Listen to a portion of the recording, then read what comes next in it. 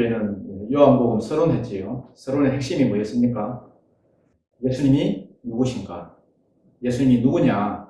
왜? 예수님이 누군지 알아야 우리가 믿음에 이를 수 있고 구원에 이를 수 있기 때문에. 그러면서 육신을 입고 오시기 전에 예수님의 모습을 소개했습니다. 예수님이 누구시냐? 말씀이신 하나님이시다. 태초에 말씀이 계시니라. 빛이 있으라 하시던 바로 그 가라사대의 하나님이 태초에 하나님과 함께 계셨고, 그냥 함께가 아니라 크로스 향하여서 모든 것을 의논하는 가운데 친밀한 가운데 계셨던 분이다. 그 다음 만물을 만드신 분이시다. 창조주시다. 모든 만물이 하나도 그거 없이 된 것은 없다. 그 다음 그 안에 뭐가 있더라? 생명이 있더라. 생명이 있다는 말은 우리한테는 생명이 없다. 허물과 죄로 인하여 죽었던 우리다. 오직 예수 안에만 생명이 있고 구원이 있고 그분만이 죄가 없으신 분이기 때문에 우리의 모든 죄를 대신하여서 죽을 수 있고 죄 문제를 해결할 수가 있다. 그래서 사람들의 빛으로 오셨다. 그런데 뭐냐? 자기가 지은 이 세상에 왔지만은 사람들이 알아보더라 못 알아보더라? 못 알아보더라. 어둠이 빛을 깨닫지 못하더라. 그래서 뭘 세우셨다? 두 정인을 세우셨다. 한 정인은 누구였고? 세례 요한이었고, 또 한 정인은 예수 그리스도 자신이었다. 자기가 친히 메시아고 그리스도임을 증거하시더라. 지난주에 그런 이야기를 했죠. 이제 오늘 본문은 뭐냐? 생명을 주는 이 빛을 세상은 깨닫지 못했는데, 세상은 깨닫지도 못하고 알지도 못했는데, 어떤 소수의 무리들, 그러니까 여기서 우리라고 표현되는 이 제자들, 이 사도 요한을 비롯해서 그 12제자들, 이 제자들은 예수님을 깨달아 알아시더라는 것입니다. 그게 은혜 위에 은혜더라는 것입니다. 한번 읽어보겠습니다. 9절입니다. 시작. 참빛 곧 세상에 와서 각 사람에게 비추는 빛이 있었나니. 진짜 빛, 이 참빛, 이 사람에게 생명을 주고 진짜 어두운 가운데 살아가는 이 사람들에게 생명이 되는 그러한 분, 예수님밖에 없다는 것입니다. 요한복음 8장 12절에 보니까 나는 세상의 빛이니 나를 따르는 자는 어둠에 다니지 아니하고 생명의 빛을 얻으리라. 예수만이 세상의 빛이라는 것입니다. 그런데 이 예수님이 참빛을 주시기 위해서 어떻게 하셨느냐? 세상에 오셨다는 거예요. 14절에는 육신을 입고 오셨다는 거예요. 갈라디아서 4장 4절에 보니까 때가 참에 하나님이 그 아들을 보내사 여자에게서 나게 하시고, 때가 차니까 아버지가 가라 한 거예요. 이때 여러분 예수님이 안 올 수도 있었겠죠. 왜? 예수님은 온전한 자유의지를 가지신 분이기 때문에. 얼마든지 여러분 내가 왜 가야 됩니까?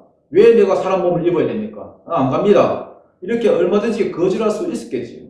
그렇지만은 예수님은 자원하는 마음으로 사랑하기 때문에. 그래서 사랑해서 희생해서 이 땅에 오셨다는 거예요. 이 벌레 같은 이 사람 몸을 입고서. 그리고 각 사람에게 비추는 빛이 되셨습니다. 이게 중요합니다. 각 사람에게. 모든 사람 다 한테 모아놓고 그냥 태양빛 비추듯이 세상은 밝아져라 막 도매금으로 빛을 비추신 게 아니라 각 사람에게, 한 사람 한 사람에게. 베드로한테 찾아가셔서 너 요한의 아들 시몬이지? 또 두 번째 부를 때는 뭡니까? 베드로의 장모의 열병을 고쳐주면서 또 부르셨고, 또 세 번째 부르실 때는 누가복음 5장인데 그때가 최종적으로 베드로가 주님을 쫓았을 때입니다. 베드로가 고기를 밤새도록 고기를 잡았지만은 한 마리도 못 잡았는데 주님이 오셔서 깊은 데 가서 그물을 던져라. 그때 베드로가 말씀에 의지하여서 그물을 내렸을 때에 그 두 배에 가득 잠기는 걸 보면서 아, 이분이 정말 살아계신 주님이구나. 이렇게 해서 또 주님이 친히 나를 따라오너라. 내가 너를 살아남는 어부가 되게 하겠다. 그렇게 하니까 두 마리도 않고 주님을 쫓았습니다. 나다나엘이 또 왔을 때는요. 야, 너 진짜 이스라엘 사람이네. 너한테는 외식이 없네. 참 사람한테 보이려고 쇼하는 게 없네. 어떻게 저를 알고? 너 무화과나무 아래에 있었잖아. 너 기도하고 있었잖아. 그 기도 내가 들었잖아. 그랬더니 당장 자기 이름을 바돌로메로 바꾸고는 죽을 때까지 주님을 쫓았습니다. 예수님은 각 사람에게 오셔서 그에 맞는 빛을 비추어 주셨습니다. 저는 옛날에 여러분 그 자취생활 할 때인데요. 연탄불에 막 깔려가지고 연탄가스 때문에 막 살려도 막 이 소리도 안 나와가지고 막 하다가 주님 음성을 듣게 되었습니다. 네가 불 가운데를 지날 때에도 불이 너를 사르지 못할 것이고 네가 물 가운데를 지날 때에 물이 너를 침몰치 못하리라. 그 음성을 여러분 제가 듣게 되었습니다. 그때 제가 살려만 주시면 주의 종 되겠다 했습니다. 그 전까지 교회는 다녔지만은 1도 정말 신앙이 없었는데 하나님이 저한테 맞는 방법으로 찾아오셔서 불러주셨습니다. 그러다가 그 약속 지키기가 싫어서 도망쳤습니다. 다시 돌아오기까지 15년이 걸렸습니다. 그는 예수님은 참 빛이신데 그 빛을 어떻게 비추시느냐? 하나님이 사람의 몸을 입고 이 땅에 오셨고 각 사람에게 비추는 빛이 되셨습니다. 그래서 앞에는 누가 정인이 되었고 세례요한이 정인이 되었고 그 다음에 자기가 친히 이 세상을 사시면서 가르치시고 전파하시고 고치시고 이런 3대 사역을 하면서 각 사람에게 맞는 은혜를 주셨습니다. 빛을 비추어 주셨습니다. 10절 읽어보겠습니다. 시작. 그가 세상에 계셨으며 세상은 그로 말미암아 지은 바 되었으되 세상이 그를 알지 못하였고. 참 희한하죠. 예수님이 이 땅에 하루 이틀 계셨던 게 아닌데 30년이나 계시고 또 3년이나 더 공생하고 사셨습니다. 그러면서 각자에게 맞는 빛을 비추어 주셨습니다. 그런데도 세상이 자기를 지으신 이를 알아보지 못했습니다.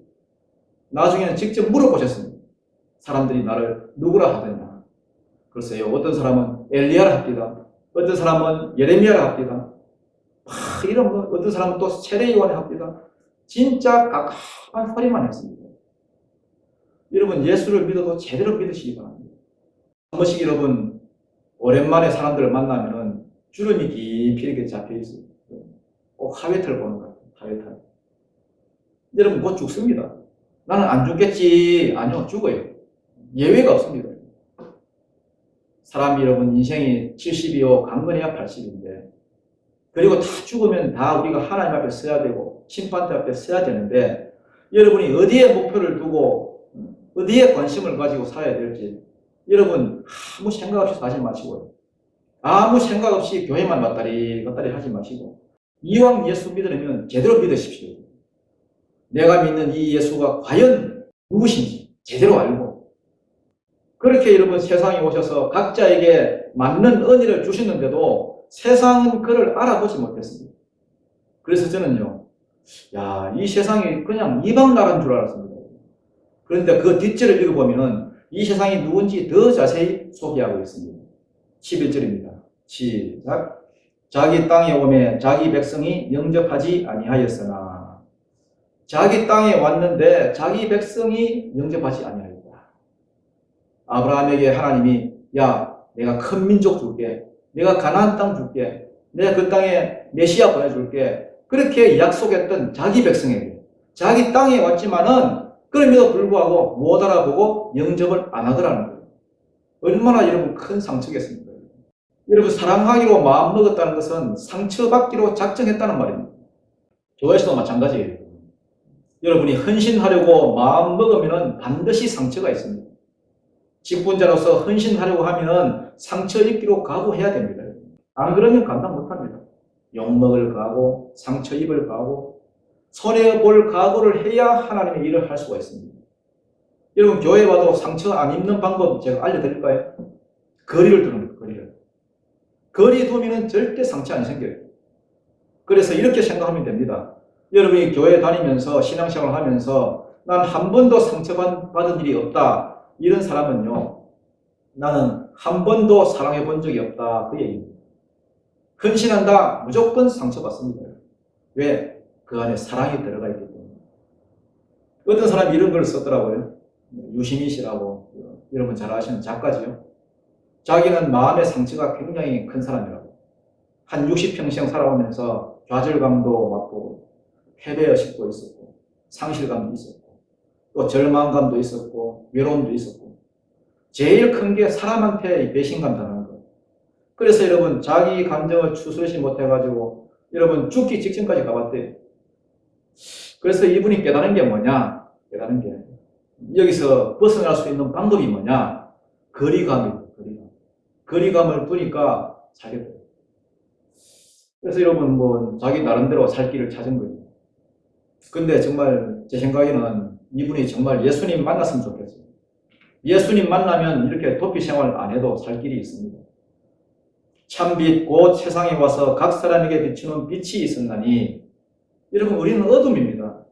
어둠이기 때문에 어두워도 어두운 줄 몰라요. 그런데 예수님이 오셨습니다. 예수님이 오셔서 하신 일이 뭐냐 하면은 사랑하신 거예요. 사랑했다는 얘기는 뭐냐 하면은 상처받는 것을 감수했다는 말입니다.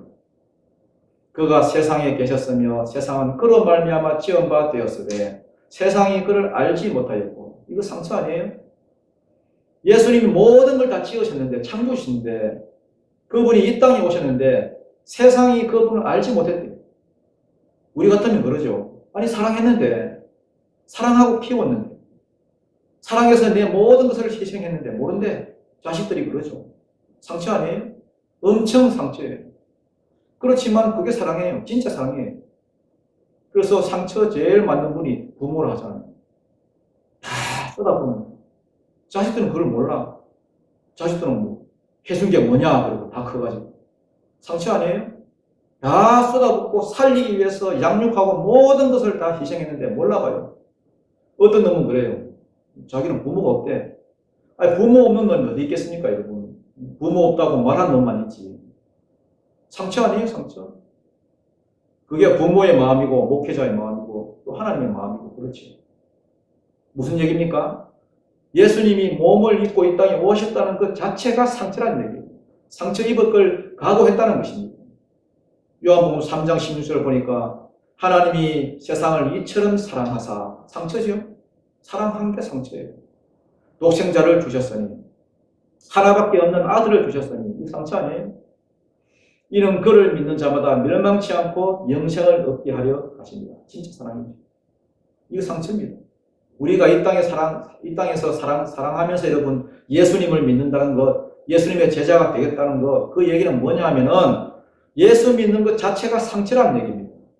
상처를 감수하고, 또 그러면서 또 기뻐하고, 또 봉사하고, 그러면서 또 누릴 거 다 또 누리고.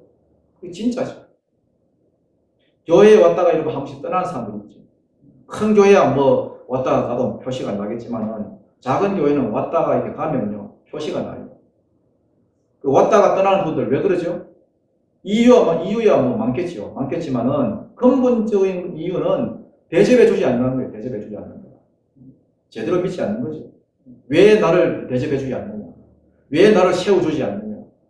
그럼 뭐 이러면 뭐 조금만 상처만 있으면 다 떠나가요.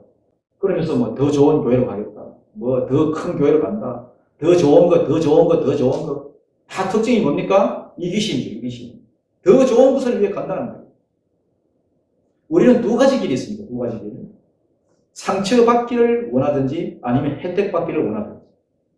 모든 사람이 다 혜택받는 걸 원해요. 근데 참 묘해요. 혜택받는 걸 선택하는 순간 그 사람 멋이 사라져. 아름다움이 사라져. 그런데 상처의 길을 선택하는 그 순간부터 사람이 아름다워집니다. 멋있어져요. 빛이 납니다. 눈물이 있고 깊이가 있고 진짜 사랑이 느껴져요. 그게 능력이에요. 성도들 뭐라고 할 것도 없죠. 목사들 원래 그러니까. 목사들. 큰 교회 간다 그러면 다 버리고 가요. 다 버리고. 성도들 다 버리고 가고. 다 뭡니까? 예수 믿는 게 아니라 혜택받기를 원하는 거죠. 할 말이 없어요, 사실. 멋이 없습니다. 진짜 사랑이 뭡니까? 상처받기를 각오하는 것. 예수 믿는다는 게 뭐냐? 예수 믿는다는 게 상처받기를 선택하는 거예요. 오늘 제가 여기 오신 분들, 제가 어떤 분들인지 알겠습니다. 상처받기를 원하시는 분들. 아침부터 나와서 섬기고 또 저녁까지 또 섬기고 상처받기를 각오하고. 왜냐? 살아있는 예배를 드리고 복음 전가다 보면 마귀가 가만두질 않아요. 무조건 상처예요. 무조건 상처. 상처가 있다니까. 상처를 가지고 다 이렇게 앉아 계시는 거예요. 진짜 사랑이 뭐냐? 여러분 다른 사람을 사랑한다는 것은 그 사람 때문이 아니고 내가 받은 은혜 때문에 사랑하는 것입니다. 내가 받은 은혜가 너무나 크기 때문에. 우리는 자꾸만 여러분 상대방의 그 태도에 따라서 내가 뭐 행동이 바뀌는데 그것은 가짜입니다, 가짜. 예수님 보십시오. 참 빛이신 예수님이 어두운 가운데 오셨잖아요. 우리가 다 깨끗하냐, 뭐 더러우냐, 그 아무 상관없이 그냥 오셨잖아요, 그냥. 우리가 깨끗하게 뭐 회개할 때 오신 게 아니에요. 우리가 아직 죄인 되었을 때에 그냥 오신 거예요. 그냥 사랑하신 거예요. 우리도 마찬가지. 상대방이 어떻고 뭐 그 상관없이 그냥 사랑하십시오. 왜? 참 빛을 받은 존재니까. 큰 은혜를 입은 자니까. 마태복음 18장에 나오죠. 1만 달란트 탕감받은 종. 엄청 큰 은혜 아닙니까? 1만 달란트 이건요. 개인이 상상할 수도 없는 돈이에요. 수백 조 되는 돈입니다. 이걸 탕감받았어요. 그게 여러분 무리입니다. 그런데 100데나리온, 달랑 여러분 뭐 100데나리온, 한 데나리온이 하루 품삯인데 그 10만 원을 치면요. 한 1000만 원 되는 돈이죠. 그 내막을만 모르는 사람은 그러죠. 야, 저 사람 대단하다. 그 100데나리온, 그 어떻게 탕감해 주냐. 그 대단한 게 아니에요, 여러분. 우리는 1만 달란트 탕감받은 사람들이라니까. 100데나리온 빚진 자와는 아무 관계도 없어요. 그 사람이 뭐 착해서 싹싹해서 나한테 잘해서 그래서 탕감해 준 게 아니에요. 내가 사랑을 입었어. 내가 큰 은혜를 입었어. 맨날 뭐 내 주변에 있는 거 바라보면서 왜 그러냐, 뭐 짜증나서 못 살겠다, 뭐 꼴 보기 싫어서 뭐 못 만나겠다 이런 분들 그 성격 탓 아닙니다, 여러분. 받은 은혜가 없는 거예요. 받은 은혜가. 내가 은혜 받으면 뭐 환경하고 아무 상관없어. 내가 은혜 받으면 사람하고 아무 관계 없어요. 원수도 사랑해요, 원수. 내가 은혜를 충만히 받으면 원수도 사랑한다니까. 근데 요즘 예수 믿는 사람들 왜 이렇게 쫌상이 돼가는지 모르겠어요. 안 믿는 자들이 여러분 술 한잔 하면 다 풀어질 거예요, 여러분. 뭐 그 문제 가지고 여러분 예수 믿는 사람들이 10년을 싸워, 10년을 싸워. 재집행하면 쫌상이 되고 이게 왜 이러냐, 저러냐 뭐 따지고 여러분. 자기가 똑똑한 줄 알고. 참 이상해요. 안 믿는 사람들 술보다 못해, 술보다. 술 마시면 여러분 아버지가 5만 원 줄 걸 10만 원 더 줘요. 잘못 보고. 그런데 예수쟁이들은 예배 다 드리고 나면요, 정신이 맑아져가지고 또 막 꼬치 자꾸 생각 나눠봐요. 정신이 맑아져서 자꾸 생각 나눠봐요. 2,000원 깎고 3,000원 깎고. 받은 은혜가 없기 때문에 그래요. 이런 은혜 많이 받았으면요, 여러분 택시 탈 때 한 16,000원 나왔으면 2만 원 줘요. 그 1,000원짜리 막 계산해서 그 앉아있지 말고. 넉넉하게 살아요, 넉넉하게. 왜냐하면 받은 바 은혜가 너무 크기 때문에. 하나님의 은혜로 살아가는 사람은 상처를 이기고 상처를 극복하고 여러분 사랑으로 살아요. 사랑으로. 말씀 전하고 봉사하고 또 헌신하고 사람 안 보고.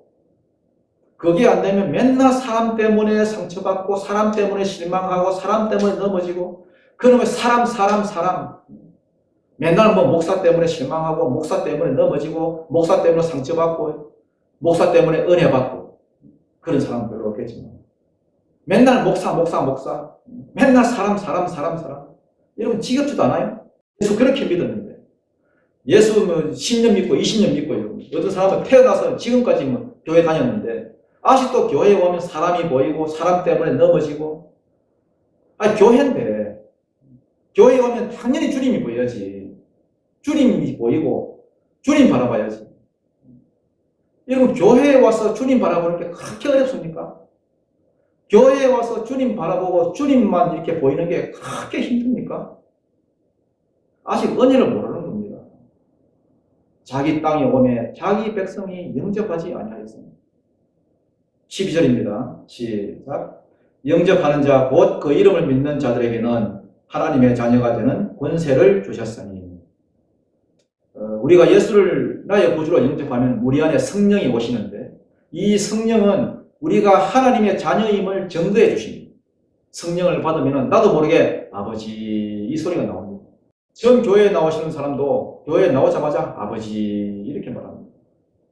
왜? 성령은 우리가 자녀임을 증거하는 영이기 때문에 양자의 영이기 때문에. 그러면 성령이 우리가 아버지 그러면요 뭐라 카노 이 자식이 이렇게 안 하시고 그래 아들아 그래 따라. 이렇게 우리가 자녀임을 증거해 주십니다. 여러분, 천국에 누가 가는지 알아요? 누가 천국에 갈 수 있는지 아십니까? 천국이 자기 아버지 집인 사람이 갑니다. 알아요? 다른 사람은 못 갑니다, 여러분. 유일하게 천국 갈 수 있는 사람은 천국이 자기 아버지 집인 사람입니다. 쉽게 말해서 자녀라야 천국에 갈 수 있고 자녀라야 아버지의 유산을 받을 수 있다는 것입니다. 그러면 어떻게 우리가 뭐 자녀가 되는데 어떻게 자녀가 됩니까, 여러분? 예수가 누구인지 정확하게 알고 믿는 사람, 또 믿기만 하면 되는 것이 아니라 영접하고, 그래야 우리가 하나님의 자녀가 되고 천국에 갈 수가 있다는 것입니다. 영접하면 어떤 일이 벌어지느냐? 예수님이 내 안에 쑥 들어오셔가지고 나를 주관해 주십니다. 그러니까 교회가 다른 것 하면 안 돼요. 말씀 증거해야 됩니다. 왜? 말씀이 생명이니까. 말씀이 또 빛이니까 어둠을 이깁니다. 말씀 듣는 자리에 있어야 돼요. 말씀 듣는 자리에. 말씀 듣는 자리에 있으면 거기에 성령이 운행해가지고요, 말씀대로 이렇게 되게 역사를 하십니다. 믿게 하십니다. 반면에 말씀 떠나가지고 있는 사람, 특징이 맨날 여러분 뒤에 가서 뭉시렁 딴소리하고, 맨날 어둠만 보고, 뭐 부정적인 것만 보고, 부정적인 말만 듣고요. 거기에 또 막 반응해가지고 막 맞장구 치고. 왜 그래요? 말씀 떠나니까 그래요. 말씀 떠나니까. 생명이 없기 때문에. 영접이 안 되는 거예요. 영접하는 자 그러잖아요. 성령이 임하면 영접하는 자가 됩니다. 마음에 드는 것도 영접하고 마음에 다소 안 드는 것도 영접하고. 믿음이 뭐냐? 영접하는 자예요. 영접하는 거예요. 믿음이 있으면 뭐든지 잘 받아들여요. 잘 받아들이고, 내게 주신 사람들 다 받아들이고, 내게 주신 환경들 다 받아들이고. 성령 없는 사람 특징이 영접을 안 해요. 영접을. 맨날 따지고 심하고, 뭐 때문에 왜요 그러고. 영접하는 자 곧 그 이름을 믿는 자들에게는 하나님의 자녀가 되는 권세를 주셨으니. 13절입니다. 시작. 이는 혈통으로나 육정으로나 사람의 뜻으로 나지 아니하고 오직 하나님으로부터 난 자들이니라. 이는이 뭡니까? 그 앞에 나온 거죠. 하나님의 자녀가 되는 것. 이는 혈통으로나 육정으로나 사람의 뜻으로 나지 아니하고. 세 개가 나오죠. 혈통, 피 때문에 되는 게 아니라는 겁니다. 내 아버지가 목사기 때문에, 내 아버지가 장로기 때문에 구원 얻는 게 아니다는 말입니다. 그 다음 육정이죠. 육정으로나. 육정이 뭡니까? 내 뜻, 내 의지, 이걸로 되는 게 아니라는 것입니다. 여러분, 예수 믿는 것 내 의지로 되는 게 아닙니다. 여러분, 내가 믿어야지, 이래서 되는 게 아닙니다. 여러분. 자기 뜻대로 자기 열정으로 믿음이 생기면 여러분, 세상에 잘 나가는 인간들, 많이 배운 사람들, 부자들, 박사들 다 믿었겠지. 그런데 그게 아니라는 겁니다. 그 다음에 뭡니까? 사람의 뜻으로 나지 아니하고. 이것도 뭡니까? 아까 육정으로가 자기 뜻이라면 이 사람의 뜻은 다른 사람의 뜻을 말합니다. 다른 사람의 뜻. 흔히 여러분 불신 결혼할 때 이런 소리 잘합니다. 야, 저 사람이 지금은 안 믿지만은 일단 막 결혼만 해봐라. 셀이 막 다 같이 막 끌어가지고 막 교회로 끌고 나와가지고 막 장로 딱 만들어가지고 앉혀놓을 것이다. 이런 자신감이 있습니다. 근거 없는 자신감. 그래가지고 지금까지 죽도록 고생한 사람들 교회 안에 버글버글합니다. 왜? 사람의 뜻으로 되는 게 아니기 때문에. 그래가지고 뭐 올 수는 있겠지. 올 수는 있지만은 부대낀다니까 떨어져요. 오직 뭐밖에 없느냐? 오직 하나님께로부터 난 자들입니다. 우리가 하나님의 자녀가 되는 길은 오직 여러분 하나님의 손에 달려있다는 것입니다. 구원의 4단계 그 순서 안에 들어있어야 된다는 거예요. 구원의 4단계가 뭡니까? 로마서 8장 30절이죠. 예지예정된 자를 부르시고 부르신 자들을 또한 믿어지게 해서 의롭게 하시고 의롭게 된 자를 영화롭게 하시는 것. 요 구원의 여정 안에 들어야 천국 간다는 말입니다. 아무리 여러분 세례요한 같은 자가 와서 막 이런 설교하고 막 이렇게 빛을 비춰주고 예수를 소개하고 또 예수님 직접 은혜의 빛을 비춰줘도 이 구원의 여정 안에 들어있지 않으면 교회에 나올 수도 없고, 또 나와도 뭐 나왔다 한들 부대껴서 떨어져요. 이 구원의 여정 안에 들어있지 않으면은 그렇다는 것입니다. 목사 때문에 떨어져 나가고 사람들 때문에 떨어져 나가고 여러분 교회 안에 부대끼는 게 얼마나 많은데 또 뭐가 있습니까? 뭐 헌금 문제 때문에 떨어져 나가고 부대끼는 게 교회 안에 많아요. 은혜 없이 되는 줄 아십니까? 저와 여러분 오늘 이 예수를 하나님의 아들이요 구원자로 내게 생명을 주는 자로 이렇게 믿어진다면은 그것은 여러분 내가 믿은 것이 아니고 하나님의 은혜로 하나님의 사랑으로 믿어진 줄 믿으시기 바랍니다. 내가 내 발로 여러분 교회에 왔다고 생각하는 사람이 헌신하겠습니까? 내가 우리 아내한테 뭐 끌려왔다고 생각하는 사람이 예수를 깊이 알고 만나고 뭐 헌신하겠습니까? 창세 전부터 이 모든 게 하나님의 은혜인 줄 아는 자만이 하나님께 나 자신을 전부 드리고 헌신하는 것입니다. 혈통이나 육정이 아니라 사람의 뜻이 아니라 오직 하나님 주신 은혜인 줄 알고 헌신하면서 주님께 내 전부를 던지는 그런 믿음 가운데 나아가기를 축복합니다. 14절입니다. 시작. 말씀이 육신이 되어 우리 가운데 거하심에 우리가 그의 영광을 보니 아버지의 독생자의 영광이요 은혜와 진리가 충만하더라. 자, 지난 시간에는 예수님이 창조주시요 가라세대의 하나님이요 뭐 이런 이야기를 쭉 했지요. 말씀으로만 계셨으면 제2위 하나님으로 계셨을 건데 이분이 육신을 입고 이 땅에 오셨다는 겁니다. 그리고 우리 가운데 거하시더라는 겁니다. 여러분 구약에도 2위 하나님이 예수님이 인간의 몸을 입고 오신 적이 잠시 있었지요. 제일 먼저 누구한테 나타났습니까? 우리 생각에는 아브라함 같은데 아닙니다. 하갈입니다. 하갈한테 제일 먼저 나타나실 거예요. 그 다음에 아브라함한테 찾아오셨죠. 여호와의 사자라고 되어 있는데 아브라함이 장막에 있을 때에 천사의 모습으로 찾아왔습니다. 그래서 아브라함한테는 생명의 소식, 또 소돔과 고모라에게는 사망의 소식. 이게 이제 예수 재림 때의 모습하고 톡 닮았습니다. 예수님이 장차 그 재림주의 모습으로 오시면은 어떤 자에게는 생명의 소식을, 또 어떤 자에게는 심판의 소식을 전할 것입니다. 이게 아브라함한테 나타나셨던 예수님의 모습이었습니다. 그 다음 누구한테? 야곱한테 오셨습니다. 야곱한테. 기도했다가 막 자기 잔머리 썼다가 기도했다가 잔머리 썼다가 막 그러면서 막 사는 그 야곱한테 딱 찾아오셔서 한 대 탁 때린 사건이 야곱 사건입니다. 야, 그따위로 사지 마라. 그래 하면서 막 씨름을 하죠. 환도뼈가 막 어긋나면서 거기서 야곱이 자기 자신의 모든 자가 꺾어지고 이스라엘이 탄생했습니다. 그 다음 누구한테 오셨지요? 또 여호수아한테 오셨지요. 네 발에서 진을 벗어라. 또 그 다음 누구한테? 삼손이 태어날 때 그 아버지 마노아에게 와가지고 삼손이 태어날 걸 예언하셨습니다. 이때는 기묘자라는 이름으로 나타나셨습니다. 그 다음 누구한테? 기드온한테 큰 용사여 하면서 나타나셨죠. 이렇게 구약에서는 잠시 이렇게 짬날 때마다 오셨습니다. 그렇지만 이건 차원이 다릅니다. 성육신 하시는 것. 우리 가운데 거하심에 이렇게 있습니다. 거한다는 말은 장막 치는 거 말이에요. 성막을 친다 할 때도 똑같은 단어를 썼습니다. 말씀이신 그분이 육신을 입고 이 땅에 사셨습니다. 장막을 치고 거하셨습니다. 33년을 사시는 동안에 제자들이 3년을 따라다녔지요. 3년을 같이 살면서 예수님에게서 본 것이 하나 있습니다. 제자들이 뭘 받겠습니까? 하나님의 영광입니다. 뭘 받다고요? 영광. 말씀이 육신이 되어 우리 가운데 거하심에 우리가 그의 영광을 보니 예수한테는 영광이 있더라는 거예요. 영광이 뭡니까?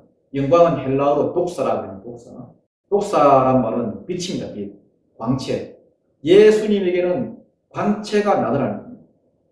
마태복음 10장에 보면은 변화산에 올라갔을 때 제자들이 예수를 딱 보니까 하나님으로서의 광채가 비추었습니다. 영광을 받습니다. 그리고 또 죽은 자를 살리실 때, 풍랑을 꾸짖을 때, 바다 위를 또 걸으실 때, 소경의 눈을 뜰 때, 또 귀신을 내쫓을 때, 자기 스스로 권위를 가지고 막 힘으로 내가 낸데 이렇게 해서 나타나신 게 아니고 하나님의 영광이 그냥 자연적으로 나오더라는 거예요. 여러분도 마찬가지입니다. 여러분 스스로 막 꾸며진 뭐가 아니라 하늘로부터 입혀진 하나님의 영광이 나타나기를 축복합니다. 모세는 잠깐 하나님의 영광을 봤는데 그 영광이 오랫동안 사라지지 않았습니다. 그래서 그걸 보고 사람들이 두려워했습니다. 이게 교회의 영광이고 교회의 권위, 아버지의 독생자의 영광이요 은혜와 진리가 충만하더라. 3년 동안 제자들이 예수님을 따라다니면서 본 것이 뭐냐? 첫 번째는 하나님의 영광을 봤고요. 두 번째는 본 게 뭐냐? 은혜와 진리가 있는 것을 보았습니다. 만나는 사람들마다 은혜를 베풀어 주셨습니다. 은혜가 여러분 카리스란 말인데 간섭이 다 있죠. 은혜가 개입이 다 있습니다. 개입. 내 삶에 개입해 주시는 거. 가만 놔두면은 멸망의 길로 갈 내 인생을 하나님께서 개입해 주시는 것, 은혜입니다. 현장에서 가늠하다 잡힌 그 여자, 예수님 그냥 지나갈 수도 있는데 그냥 다가와서 은혜를 주시는 거예요. 38년 된 그 병자 그냥 지나가시면 되는데 안 지나가시고 다가오시는 거예요. 다가와 은혜를 주시는 거예요. 그러면서 인생 문제를 해결해 주셨습니다. 예수님은 은혜가 있으신 분입니다. 그 다음 진리죠. 은혜와 진리. 진리가 여러분 알레떼이란 말인데 말씀이 육신 되신 분이니까 진리 덩어리죠. 한 사람 한 사람에게 은혜로 채워주시고 진리로 채워주시더라는 겁니다. 이게 제자들이 예수에게서 본 모습입니다. 그래서 지금 증거하고 있는 거예요. 예수님은 하나님의 아들로서 영광이 있더라. 예수님은 진리와 은혜와 진리가 조금만 있는 것이 아니라 충만하게 철철철철철 흘러넘치더라. 오늘 저와 여러분의 삶에도 생명의 빛을 받은 자들이니까 하나님의 영광이 나타나기를 축복합니다. 은혜와 진리가 있기를 축복합니다. 15절입니다. 15절 16절 읽겠습니다. 시작. 요한이 그에 대하여 정언하여 외쳐 이르되 내가 전에 말하기를 내 뒤에 오시는 이가 나보다 앞선 것은 나보다 먼저 계심이라 한 것이 이 사람을 가리킴이라 함이라. 우리가 다 그의 충만한 데서 받으니 은혜 위에 은혜로다. 예수에게서 충만하게 철철철 흘러넘치던 그 은혜와 진리 자기들도 받았다는 거예요. 예수님께서 빛을 비추어 주시니 받고 보니까 결론이 이거야. 은혜 위에 은혜로다. 은혜 위에 은혜. 이게 무슨 말이겠습니까? 앞에 말하는 은혜는 뭐고 뒤에 있는 은혜는 뭡니까? 17절이죠. 그 답이 나와 있습니다. 시작.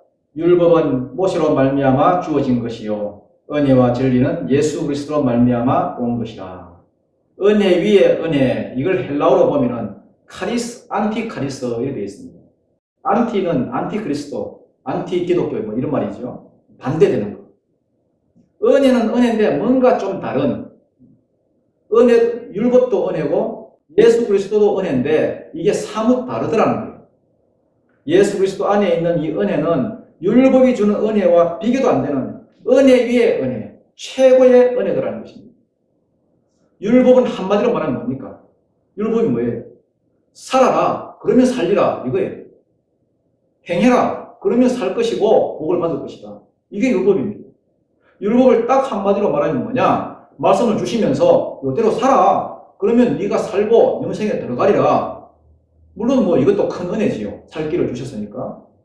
그런데 문제가 뭡니까? 살 수가 없다는 거예요.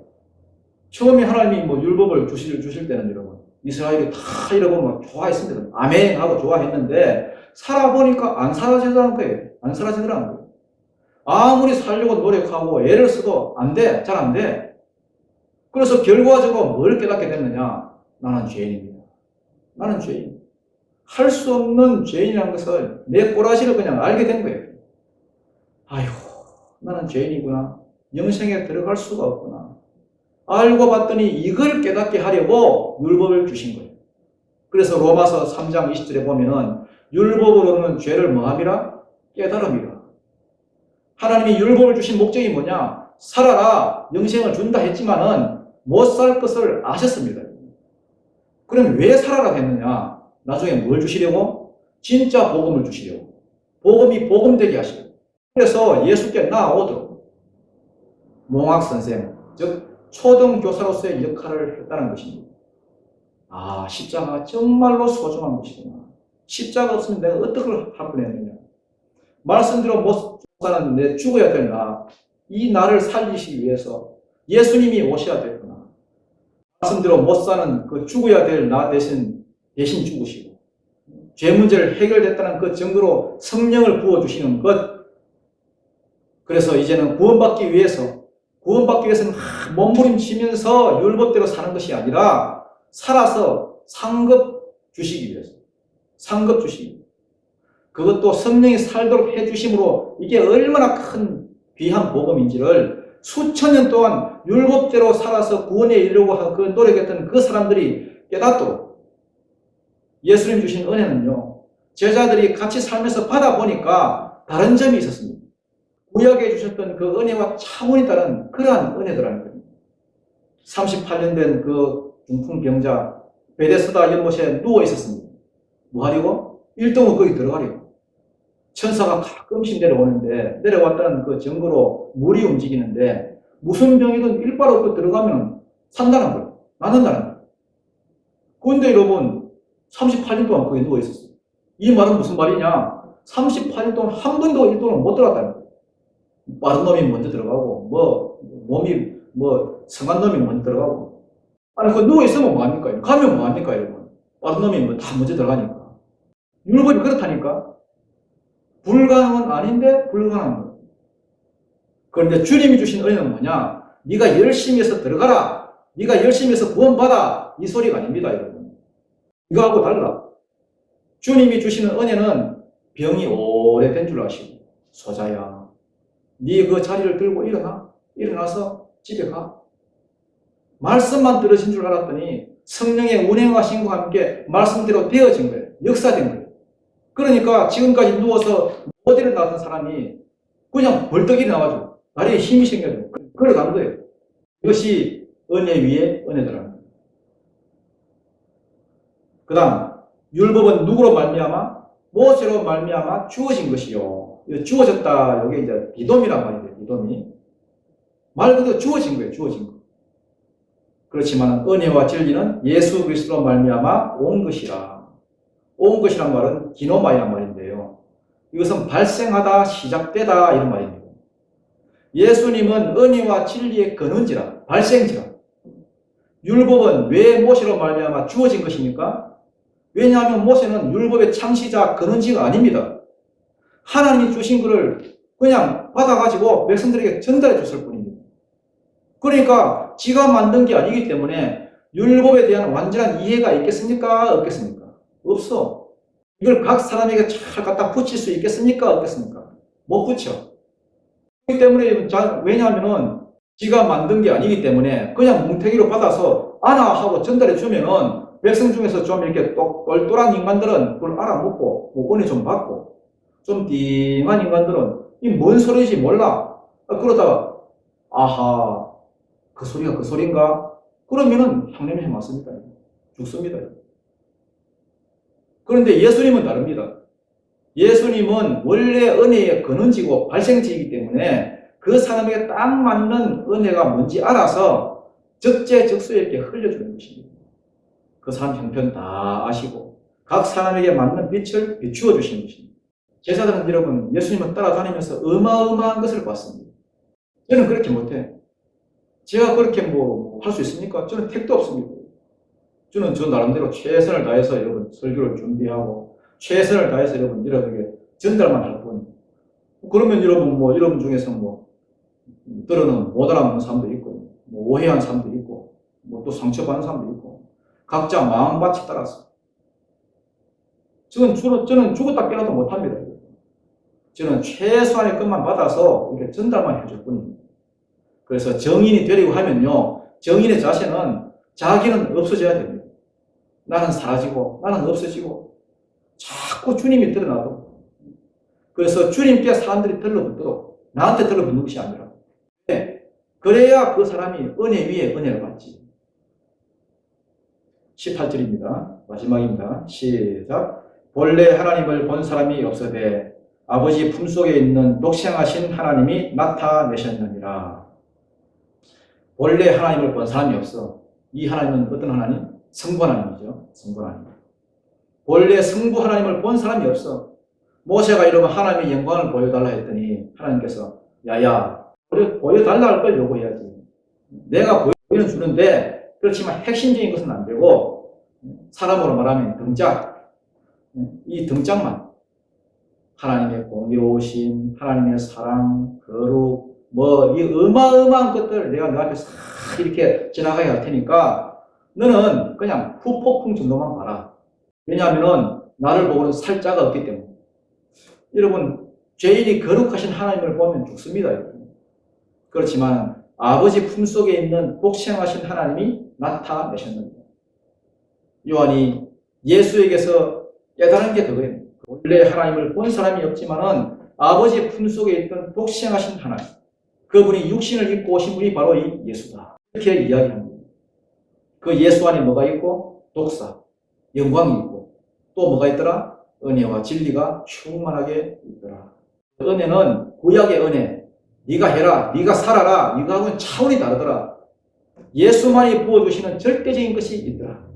이게 제자들이 증거하고 있는 증거입니다. 이 증거가 여러분의 증거가 되기를 축복하고 여러분의 증거로만 끝나는 것이 아니라 제자들이 했던 것처럼 여러분 주위에 이 세상을 향하여서 증거하시는 그러한 은혜가 있기를 주님 이름으로 축원드립니다. 기도드리겠습니다.